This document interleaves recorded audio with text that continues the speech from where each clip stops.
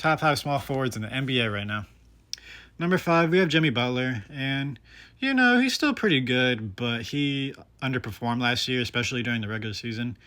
And Jimmy Butler's known for the playoffs, so when he got hurt, that kind of playoff Jimmy kind of fell because of that. He didn't even play the playoffs. He played the play-in, and the Heat lost in 5 to the Celtics. So they really needed him too. So that's why he's number 5. He could be higher depending on some people, but he just makes it. Number 4, we have Kawhi, and Kawhi's number 4 because he's just hurt. He's just always been hurt. He's still really good at defense.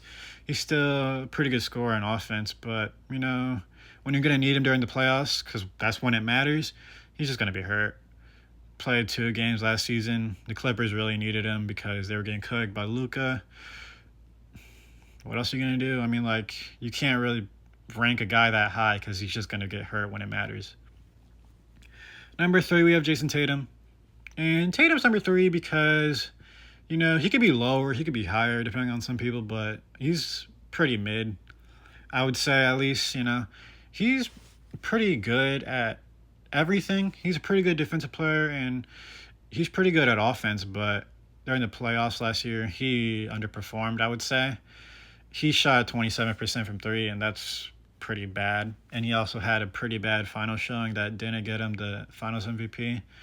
So, if he, returns to good old Jason Tatum from, 2 years ago or something like that, he could be higher. Number 2, we have KD. And KD's number 2 because he's just consistent, 27 points per game.